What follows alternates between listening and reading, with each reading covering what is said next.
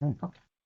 Hello, my name is Erini Lambrides, and I'm going to present today a paper that came out on the archive last week, where we got really amazing JWST medium resolution spectroscopy that was relatively deep, 8 to 9 hours of a very bright little red dot at redshift 7. And this is a part of the THRILLS program, which was PI'd by Rebecca Larson and Taylor Hutchinson. So just a pause. Yes. Is the recording going to show that or that? I think it'll get both.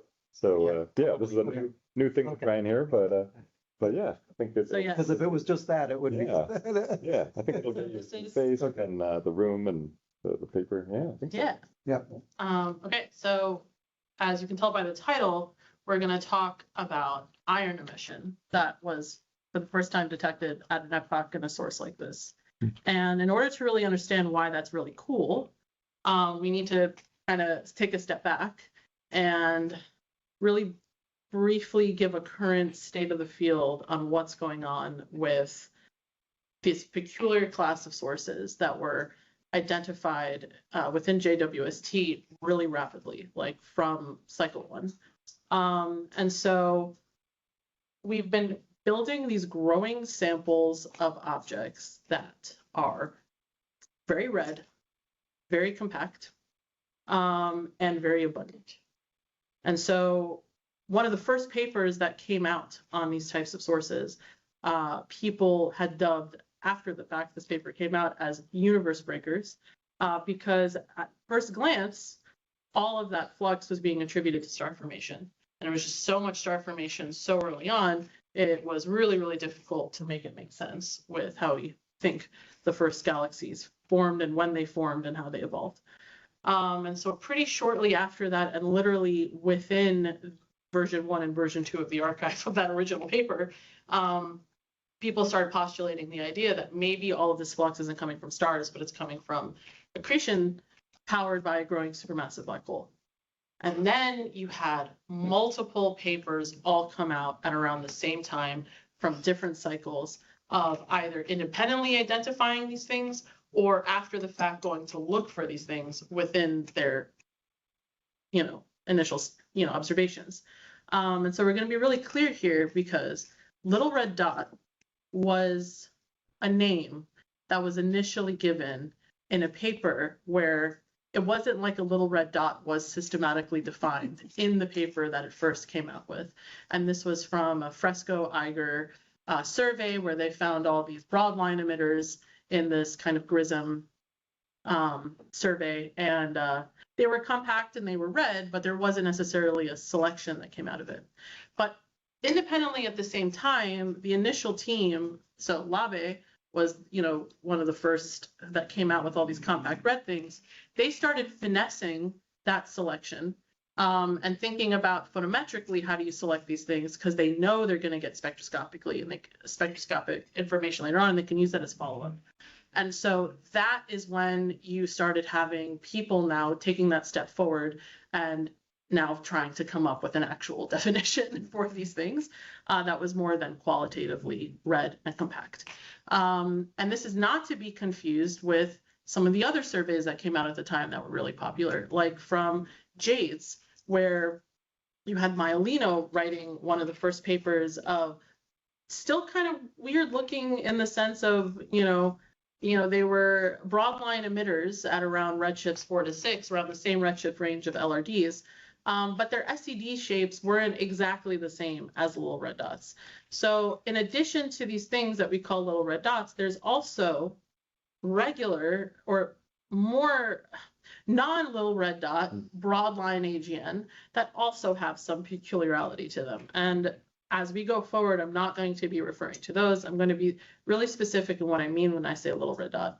And over all these different papers, Sears entered the game, and then, now you have the cycle 2 observations come in with rubies, and we're really starting to finesse what are these objects, these things that we have a color selection for, how many of them actually have broad lines, and then we start seeing, well, if you really make your color selection strict enough where you make it really red, and either apply this compactness criterion. You also need to do the V, which is an anomalous blue excess in the rest UV. And V shapes aren't unique to JWST. We've had evidence of V shapes. I don't know how that happened, where it's like the first time we've discovered V shapes, but it's the combination of V shape and all these other things that make it weird. But really, to define a little red dot is to have this combination of this V shape SED, where you have this kind of anomalous blue emission coupled with this rising red part of the spectrum. You have at least one broad line indicative of most likely powered by an AGN. And then you also have almost no other evidence of it being an AGN throughout every single other multi-wavelength search for them, including the X-rays, no significant radio emission. It's really hard to get down to significant quantities of cold gas via ALMA. And so they're really marked by their non-detections, coupled with detections that are hard to explain in light of the other things that are non-detections. And this is how we're now starting to go around with the little red dots. And then Just a comment Yes. on Yep. the Sears. Yes. So what was sort of remarkable when Guillermo Barros Mhm. started looking at these was he was not looking for little red dots. He was looking just for red things. You had a single band, redder than such and such Yep. in 444 minus whatever it was. And then he looked at them and none of them were spatially resolved. Yep. And almost all of them had the V shape. Yep. And many of them were in Lave's sample. Yep. So when you just say red with certain criteria, most of them end up Yes. having these properties. And this is Yeah. why it took the field by storm, Yeah, because yeah. there's very few selections we do in astronomy which have so much overlap in their spectroscopic signatures after. Quasars are one of the few, but it's cheating because usually by doing something that's just really compact and really bright, it's hard for that to be anything but, especially if you're finding at a significant distance away. And so this really brought everyone by storm, and then everyone cycle 3 is like, let us figure out what is going on. Let's get deeper. So many of these surveys I spoke to you about were shallower, low resolution. So we're confirming our color selection of these things is picking up things that genuinely, for the most part, have these broad lines. It's a pretty high selection of broad lines. And as we go deeper, including Thrills and many other surveys had this great idea as well, what will we see? And around this time, you had the first hints of, well, when you go deeper and when you have the right resolution, even more weird things start popping up. And one of the results that came out between cycle 2 and cycle 3 was trying to understand this apparent Balmer break, where there really seemed to be a hinge point in the spectrum around the Balmer edge that varied in how much it hinged, but was pretty consistent over large populations of the sample. And then we start discovering, and we have known about this, but it wasn't really spoken about, but now it really entered the player as like talking about it more with trying to understand this Balmer absorption. And this is in the Balmer lines.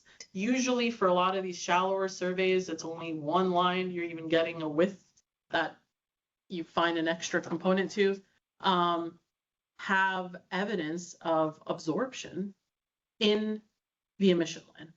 And Balmer absorption is also very weird. It's not unique to JWST, but it's a very small sample of sources pre-JWST that had evidence of Balmer absorption.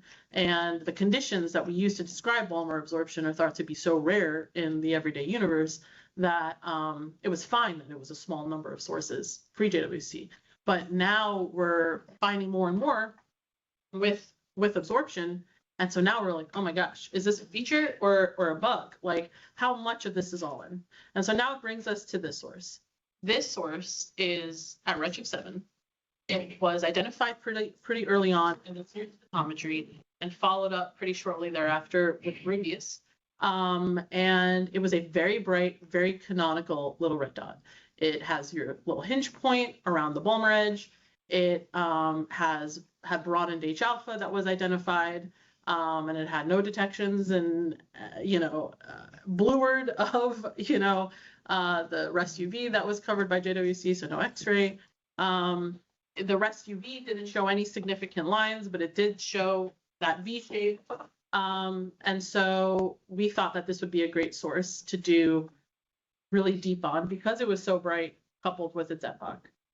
And this is when we get this. You can zoom in a little bit here so we can see this better.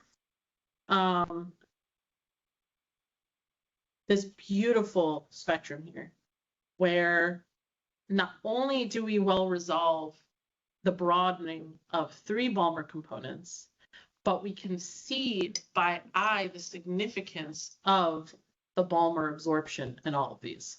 So this source now is, in my opinion, one of the best sources to kind of do a deep dive of what is going on in these weird things. We have the Balmer absorption, we have the Balmer edge, the continuum is well detected, what is happening?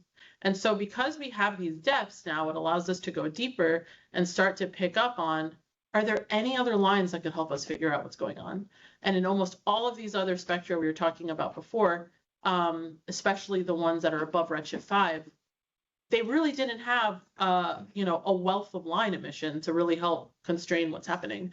Almost every line that you saw were your very common narrow line region, or maybe star formation, who knows, lines that you could get. Your O3 doublet, your, maybe you would get a helium-1 here or there, but for the most part, it wasn't very rich in line emission. And in this source is when, because we have the depth, we're now starting to be able to pick up on things that we couldn't see before. And So just to probe that a tiny bit. So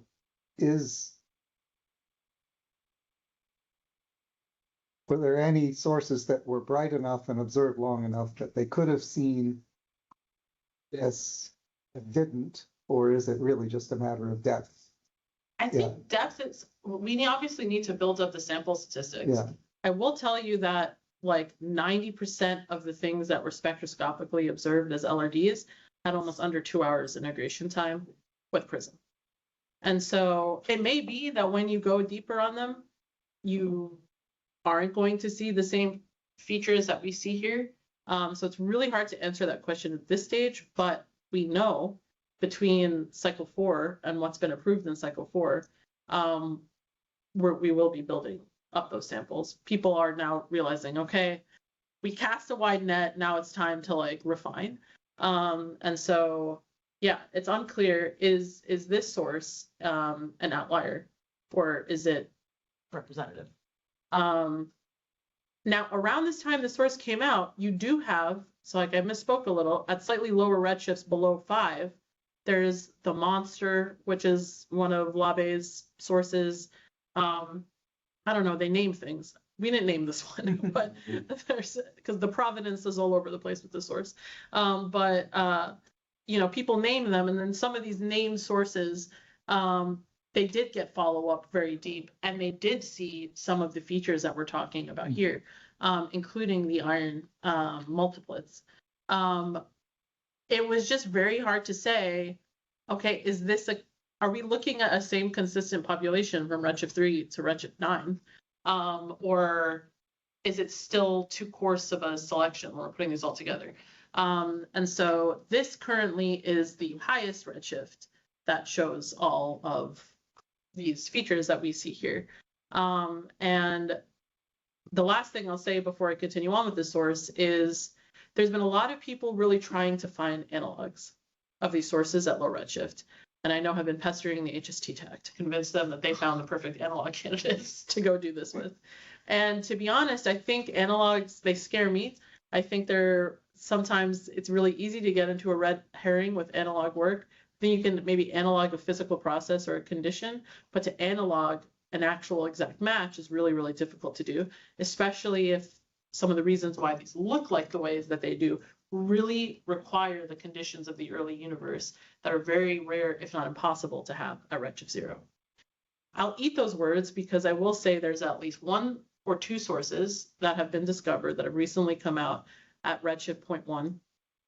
And I need to read more on it, but so far of everything anyone is claiming about an analog, I think these are the closest ones. And it's kind of awkward. Same source, 2 different groups that spoke about it. And it does have a lot of the features, including these weird iron emission that I'll talk about why it's weird in this, but at redshift 0.1. So that's great. So that means we can, throw all the time at it and all the different things, and it has already started doing that. So, okay, cool. So let's talk about why some of the new features we're picking up on this are really weird and actually really constraining. Because up until this point, it was kind of like anyone's game on explaining their favorite way of what they think is going on. So you go from people talking about compact stars to weird, and the ideas have changed. So unless you're in the field following, it is impossible to keep up. Like, for example, first few months of LRDs, people were talking about obscuration with an unresolved stellar component. That kind of out of favor. Whereas like we don't think there's a lot of dust obscuration at all. And so things have really shifted very fast. And everyone kind of is not coalesced yet on what they think is going on. And so the goal with this source is, could we get other pieces of evidence to help narrow down more physically motivated explanation of what we think is going on and be really self-consistent with it. And so that's what we tried to do with the source. So we observe, and if you see in this inset here, where we kind of zoom in on the H gamma O3, a couple of really amazing things. One, this bonkers O3 to H gamma ratio, which I think it is the record for the highest ratio that I could find in the literature. And it's very, very telling that we have some pretty extreme ionization conditions going on in the source, or density. And 2, these weird iron 2 multiplets. And the reason why I call them weird, and they're kind of littered throughout the spectrum, is because if anyone has tried to understand iron 2 emission from the UV to the optical, good luck, is all I gotta say, because it's a mess. It's over 300 line complexes, both permitted and forbidden, that are separated by angstroms and are all on top of each other. And so pick a wavelength in that regime, and technically there could be an iron 2. And so you might want to be like, well, can't physics help us? Can't Cloudy give us some inclination or some physics modeling of what, NIST, they go and measure iron 2 all the time. Can't we look at the relative intensities, the theoretical ratios, and then use that to try to maybe understand, should we or should we not expect this line to exist or not? And the answer is actually no. I mean, there's a couple of groups who have been fighting the good fight with trying to understand iron 2 emission for decades. And even in their most recent paper from 2025, the best that they can do is be like, well, we think we can explain a good portion of them, but we have this mysterious portion of things that we're going to call inconsistent lines. They seemingly break parity, they seemingly break symmetry, they just don't show up in observation in the way that you would think from a more theoretical or even semi-empirical modeling approach. So this source is littered with lines that are, with some of them, a part of this inconsistent line group, which then makes it really, really difficult to ask, should we see more of these or should we see less of them? So, there are these odd transitions of forbidden iron 2 that are generally really only seen in wealth in AGN, but not just any AGN. And this is mainly because in the more brighter AGN, usually the continuum swamps out these really. So usually you'll find these in more low to moderate luminosity AGN, where the continuum isn't as eating up away at fainter line features that might get an eat up in the noise of your continuum measurement. And we have been studying these sources for a really long time, the ones that have these lines. And One, they're kind of comments in sources that have evidence for maybe having extreme accretion. So at or beyond the Eddington limit, which is interesting. And the other really glaring thing that we saw with these as we continue on looking down the spectrum is this middle panel here, which is smack dab, you know, in this regime where you have both iron 7 or an iron 2 multiplet, because there could be an iron 2 multiplet anywhere. So a lot of this paper was kind of going back and forth and trying to figure out what is the likelihood of it being iron 2 or iron 7. And I'll be honest with you, I don't think either is super satisfying with the data that we have. In the paper, we run with iron 7, not just because it's more exciting, but because a couple of key observational pieces of evidence that we had that made us think that must be it is that the velocity offset would need to be different for that iron 2 line versus the other iron 2 lines that we see. But you may say, well, these are pretty weakly detected lines, so how well do you trust your velocity offsets? Then I would say, well, you know, we have 12 hours more data of the source that we will be able to better measure those velocity offsets in a following paper. For now, I'll trust your skepticism. From what it looks like to us, with the current data at hand, the best fits were that the V-offs were different. Second, there is a slight broadening of this line compared to the other iron 2 narrow lines, which is in line with what you would expect from a coronal line feature. Those are predicted to happen a little closer than where the iron 2 emission is relative to the kinematic potential of the black hole in the center.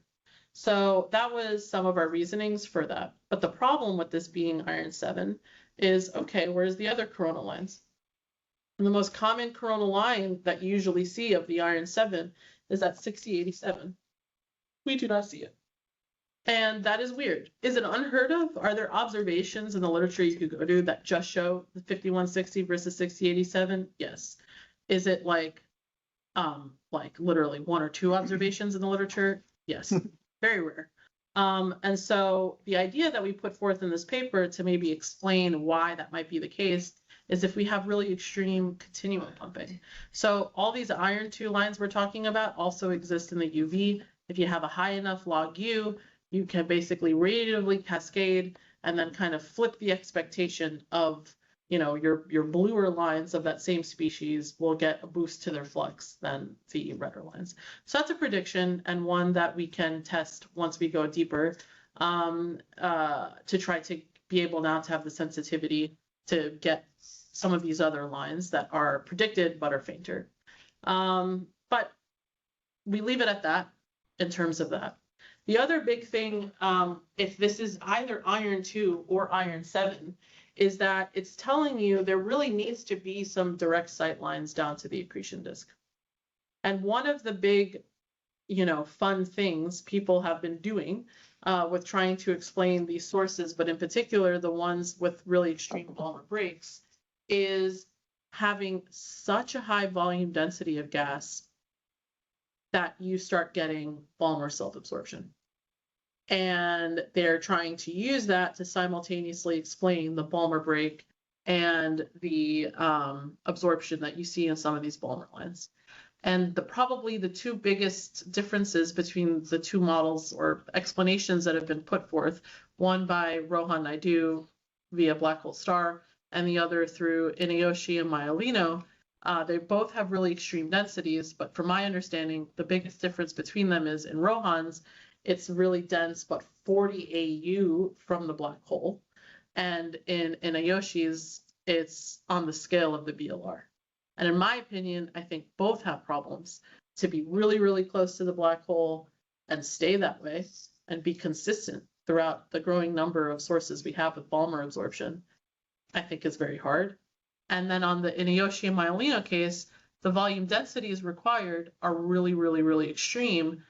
If you're now on the scale of the BLR and both of them are saying a covering fraction of 1, that's a lot of mass that you got to keep there for a long period of time, which also isn't super satisfying to me because everything we've known about studying AGN over the past, since 1962 is that there's winds that come off the accretion disk. It's volatile. Things change. Things flare. Things don't always look the same. The minute you go deeper and are able to look, you see that you're dealing with, and especially when you take into account the gas conditions we predict exist at high redshift, it's really hard for me to believe that you would just kind of have the system be in stasis to account for the number density of these sources that we see.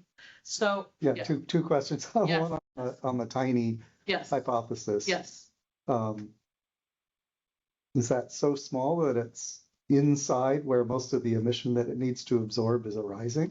Well, that's another really good point. Yeah, actually, now that you say that, to me, like the first thing that made me kind of balk at that was just, I've been looking at these absorption features and they really seem kinematically cold. And even if you didn't have much any virialization at all, I would still expect that there would be, at the very least, a difference in the shape of the absorption feature as you go from the fainter Balmer lines to the brighter Balmer lines, which we don't see that at all. And so that was, I didn't even go beyond thinking about that, but yeah, I mean, that's a good point. I know they're working on trying to make that model work. Currently, it wasn't really a model as it was presented. It was more an idea, and then they generated a really large grid of cloudy models, and they picked one that seemed to overlap on the source the best, which I'm not saying is a terrible thing to do. I mean, everyone needs to start looking somewhere in a direction. So I know that they are continuing to work on trying to make that more physical. But yeah, I don't really know how that can be the case, especially where even if you disbelieve this is iron 7, the iron 2 lines, and it's not necessarily the fact that they require high energies, but they do require higher log U's to get them. The O3 to H gamma ratio, the other, the neon 3 strength. And so flux has to be getting out. And I think it needs to be significant. And so I don't know how this would work.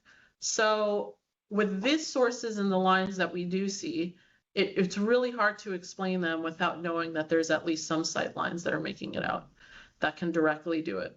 And so we then started playing with, okay, what does the Balmer absorption look like in this one compared to like the extreme ones that are motivating this model?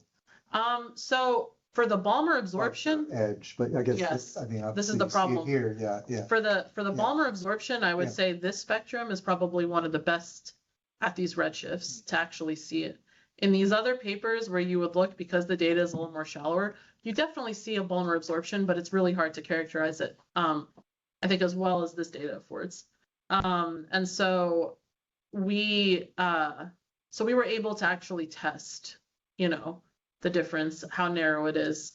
The other thing I did was I compared the equivalent widths of the absorption feature from H beta to H alpha to be like, are we fully saturated? What could the covering fraction potentially be when you look at these? And from that analysis of going to look into these, and we can even do this even more robustly. Well, Thrills helped us know where to look, and now the combination of Thrills and C3PO, which is where this other deeper data is coming in, will allow us to have refinement. Kind of shows that we don't think it's covering the full ionizing source. And so when I think of that and the fact that it seems kinematically cold, and I suggest so in this paper, we've been playing around with the idea that maybe what's causing the absorption doesn't have a huge covering fraction. It actually has a smaller covering fraction than the size of the BLR, and it is dense and it is nearby, but it is outside of it. And that is what we've been playing with. And maybe if we weren't rushed to get this paper out, then we had a schematic, and then I ended up taking the schematic out because I was like, it's going to require more thought and intellectualizing. So for now, we're just going to be like, could be this, and then save it for the next, where we really will have the data that, we can do it much better. Like, we can do our best bet of like working with whatever crumbs of like, in terms of, what currently is out there, because you also want to make sure it's consistent with other sources and not just this magical model that only fits this source. And so I think by the time we're writing that paper, there will be more other sources out there as well to make sure that it's self-consistent. So we decided in the 0th hour to kind of save it for something else. But yeah, so that's what I've been playing around with, and that's what I suggest in the source. That and I hate it. I joked when LRDs first came out that we were gonna have type 1, type 2 LRDs. And I was just like, no. But I like a sightline argument because not everyone seems to have Balmer absorption. And we don't have evidence yet that the Balmer break is scaling with the absorber. So I don't know what's super going on with the Balmer break, but I can tell you from the Balmer absorption argument alone and some of these other higher ionization lines that we see, to me, it feels like we have a modest amount of very dense gas. And we do have high optical depths, but once you get high optical depths of the Balmer features, it means you're having really extreme optical depths in Lyman alpha. And when you have really extreme optical Lyman alpha depths, you get Lyman alpha trapping. And then Lyman alpha trapping also then helps alleviate the need to reach the collisional, the collisional excitation of just the Balmer line alone. So if I had more time, we probably would have went through and actually did a full consistent model with this. We, in the end, decided that this paper, we didn't need to solve all of LRDs in this paper. We were going to basically present the results of this paper and what we could glean from these results, and kind of save, okay, so what does this all mean with regards to everything else that's going on for something else? I think it'll be much stronger doing that, so I'm not mad about it. I'm not mad about us being forced to do that because it will give us more time to collect the other data, to do that more accurately. Could we have come out with something maybe not as right? Probably, but so anyways, so yeah, so this has been a really fun and frustrating source to work on, because I mean, yeah, so this is just showing you just, and actually we do have O2, that we didn't have it for this paper, because it wasn't in our coverage for thrills, and we really wanted to make this paper a thrills poster child paper, but there was a GRISM that Rebecca found, that definitely has the O2 doublet isn't resolved, but it's there, and we could have used that to give a density constraint on this plot, which we currently, we wiggled our arms and be like, well, the critical density of iron 7 is here. So if the ionizing source is doing that, it probably needs to be around there, a little leftwards of it. So I think that we're definitely dealing with some extreme temperatures. I mean, 10 to the 5 is insane. You need to overcome, I think, hydrogen cooling to get it that high. Which is not impossible. There's things to do with that, but it's just kind of highlighting to you the really extreme conditions. Really high temperatures, to me, indicate we do have evidence for really high log use, which then coupled with this idea of continuum pumping is maybe not that strange. And I think we got as far as we could with the level of what we could with this data, and that in subsequent observations of the source, we'll really be able to go in. And one might argue, why would we put all our eggs in our basket on one source? And it's well, I think two things need to happen in parallel. Yes, let's open up our sample sizes, look at different fields, figure out how diverse or rare these types of sources are, sure. But everything that has happened in the previous, studies of LRDs up until this point is we keep being left with that unsatisfying, but can you really say this versus this? And I think the answer is we need to also go very deep and in multiple wavelength and resolution modes of resources so that we can get an actual detailed look of what's happening in a way that you can't do on the larger, more shallower surveys.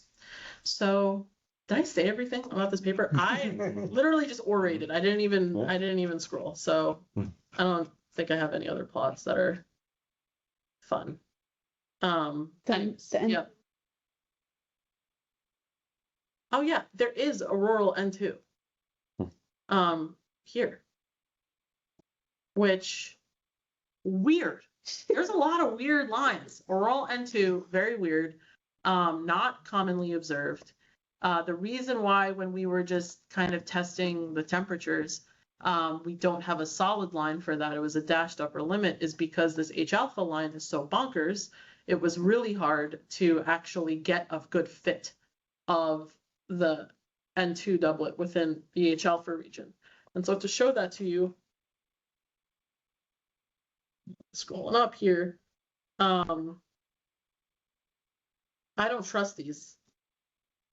I trust my total fit of the line and I trust my broad component because we were very physical. We fixed everything that physically made sense to be fixed to. In an ideal world, especially with higher resolution, we'd be able to resolve these lines better, and so we would be able to keep things free.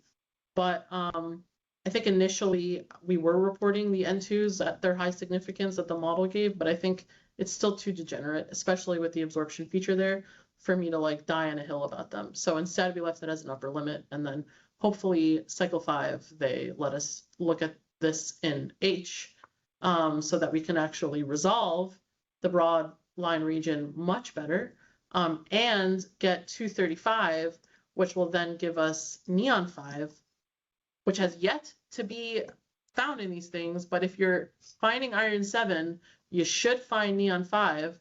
It will be faint, but we can do it, guys. Just gotta look at it. Just gotta try. You just gotta check. And then also resolve the O2 doublet to get a much better density constraint, which would then really hypothesis test all of these models that are requiring like columns of like 10 to the 27, 10 to the 28, you know, that you couldn't really do without that kind of data. So we're fingers crossing it. It's going to be a bloodbath this year, this cycle, but maybe we'll get lucky. And then we'll have more to say on it from that angle. But yeah. I'm pretty much convinced we need deeper data, but the question about the local analog spectra. So can you say more about using their spectra? So yeah, do you want to? Is it okay if I put it up on the screen? I can do it on my computer. Recording or? Oh, you can. Oh, if you want to. Yeah, I don't. End it there. Or... I don't. I mean. Or keep going. Yeah, just keep going. Yeah, I mean, yeah, I would have to. Yeah. Oh my god, I don't know why I thought Google was going to be a way to do You're it. a fan of the local analog. My problem is I don't remember the first. Okay, you know how I'm going to find out? They were at the conference I was just at. So I'm just going to get the, because there's two. There's Jin did one, and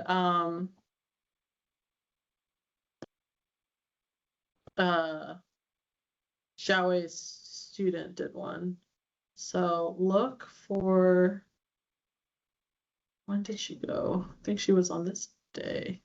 So Jianji, no. Look for, it's PDF. Raise your hand if you see local analog. First also is I think the Lin Juanjing. Wait, where do you see it? What day? Oh, yeah. I mean, I'm looking at the paper. Oh, you found the paper. Oh, okay. Oh, take Email over it, the just email share. it, just email it. Take over the screen share. Yeah, I will. Yeah, no. Yeah, She did talk about it. I don't know where it is though. Anyways, yeah. Yeah. You want to share it, or Yeah. if you give it to me, I can open it on here as well. Okay. You can email it, or you can just tell me how to spell their name. No. Oh, okay, cool. Yes. Wait, don't go away yet, sir. Yeah. It's fun. ChatGPT gave me this one. You and ChatGPT. Yeah. It's useful sometimes. Or it made it up. There you go. Okay, See. why did I do this? Did I spell the name wrong? XIAO. JING. JING. Thank you. Oh, first one. Oh, that's it. Oops. Okay, so let's take a look-see at the spectrum. Let's zoom in. I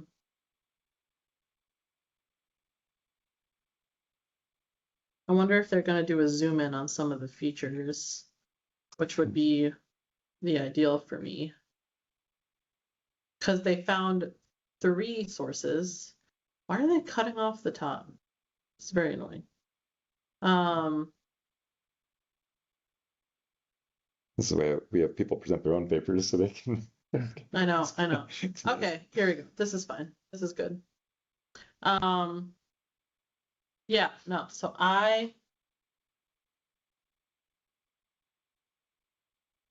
so this is a zoom in. You can see there's Balmer absorption in the H beta.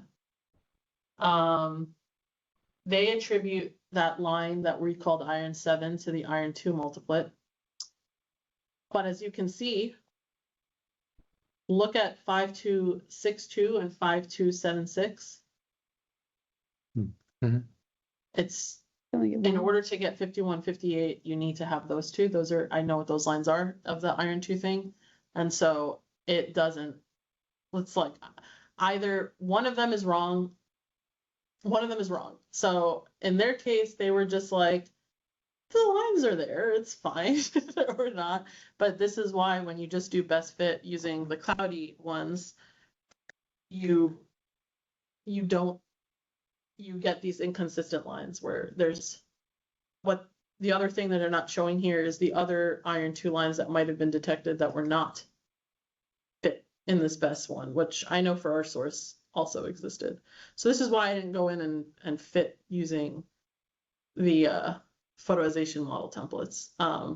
I just went through the long line lists of multiplet iron 2s and checked what existed or what didn't exist. So yeah, it's very difficult. If you were to see what the full iron 2 spectrum looks like, it's not just these little dots here. It's just throughout the entirety of it. But yeah, so I guess in terms of the similarities of the source, so you have, the rich multiplets of forbidden iron, bless you. You have the absorption. Do they have, interestingly, their, what are they doing? This is O1, S2, yeah. Their BPT diagram puts them where we see the other high Z, AGN. They say here what their, evidence of why they call it an LRD. I definitely need to do a more deeper dive in this and just see the consistency, but from first glance of what I've seen looking at this honestly looks like the best one of a lower redshift candidate.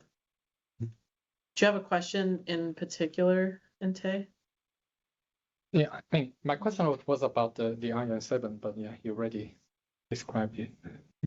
Yeah. So in the high redshift, one of the reasons you can get away with saying super high column density hydrogen, but not the associated dust, is you say, well, we're at high redshift and we don't have much metals. Obviously, there's plenty of metals, and there's plenty of metals here. Yeah. Do they say anything about dust in this one? So I know, and I'll be honest with you, yeah, minimal dust. Yeah. So it's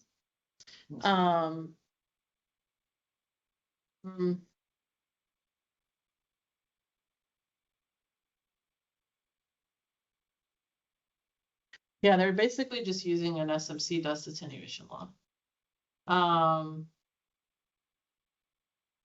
But this is the problem. Okay, this is like the metaphysical problem. You can go and calculate an AV on these sources, but that's assuming that you know what the intrinsic SED is.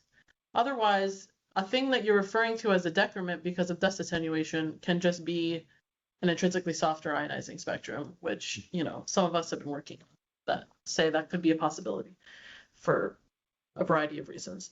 And so this was the issue I had in my paper where, I had co-authors be like, well, what's the AV? And I'm like, I can give you an AV from the UV to, optical, but I don't trust that AV because it's basically me saying, yes, what we're not seeing here is due to dust obscuration.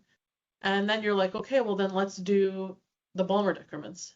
The problem is with doing the Balmer decrements is now you have a similar issue where if you have an intrinsically different intrinsic SED, how it's going to impact H beta versus H alpha is going to be different than the normal. And also, if we're talking about collisional de-excitation for Balmer self-absorption, KCB won't work. It's not calculated to include collisional de-excitation. So to me, I think maybe the most satisfying way at trying to get at, what could the impact of dust attenuation be is either one, really trust your narrow lines, which for our source is really hard because the narrow Balmer lines are really subsumed and are very close to the absorption feature. So high resolution could help with that actually. Or go redder and model from optical to as close as you can to the mid-infrared. And so we do have, this was in the MEGA survey, Alison Kirkpatrick's MIRI survey, and this is detected in multiple MIRI bands. I think you would have to do it yourself. I would not trust an SED fitter, but I think if you were to make some assumptions about optical versus MIR that is fit for LRDs and just see, is there more, is there not more? So energy balance isn't going to work if you assume these are type 1 AGNs. But now we're working towards thinking about an empirical energy balance from what we're observing with LRDs, similar to Jenny Green's recent paper that came out. Maybe we can do something like that, apply it to the mid-IR and get a census. But yeah, this is a problem. I don't think there's much dust. I think a little bit of dust goes a long way. I think we need a little bit of dust to get the iron that we do see. That's a little bit of dust. That's not going to be significantly impacting your attenuation, I think. Don't shoot me, but I just don't think. It might be interesting to, I don't know if you want to do it in any sensible way, but just sort of bound, okay, how little dust could you get away with? Yeah. And how much dust could you get away with before you really are in tension with the observations? This is, Yeah. Mm-hmm. It seems like anywhere you would look in our galaxy that had hydrogen column densities that are supposed for sort of black hole star kinds of hypotheses, you would have huge amounts of column densities of dust absorption. When when gas is shielded and dense, dust wants to form. It's really hard to not have dust form. And usually when you get away with it, when you start thinking about really close to the black hole, because you're well, the incident ionization field of the black hole, it just, obliterates it. But even that in the AGN community, we've softened that idea where, well, maybe silicate rich grains, larger grains, things, or smaller grains, smaller surface area. I forgot what the ratio is. I can, in my head, reason either. But certain types of grains can survive a little closer into the BLR than was previously thought. They're going to be small amounts. They're not going to be, your typical torus level amounts of dust when you think about a dusty gaseous, thing near a black hole. That it's not impossible to have some surviving dust grains, but it's really hard to have a lot of surviving dust grains. So now when you have this shielding, to have the ability to do that much shielding so that you can keep your really high volume density sphere very close to the black hole, those are the greatest conditions for dust. People would then argue, well, this is really pristine gas. And then we would argue we have iron. So even if you don't think this is iron 7, we have iron. So it's not that pristine. So and if you were destroying dust, you would think you'd have big photo dissociation regions and stuff, and you'd have PAH lines that we would be seeing. And well, especially at the lower, and this is where we're at right now. I need them to look at this. I need them to look at some of these sources with MIRI MRS and put in the investment towards it, because it's a difficult observation to make. The problem is it's really hard to convince the TAC why they should spend a really long time on a couple of sources to maybe get a passion line. And it's like, well, actually, it is a really great idea for you to do that, because think about how many papers every single day that come out on trying to understand these sources. It's out of control. There's been over 250 papers on LRDs. Yes. Oh. But yeah. Thank you. Yes. We are over the hour, so yeah. I think yes. Yes. I will stop the recording and. Okay. Yes. Yeah. But it was really nice. Thank you so much. Yeah.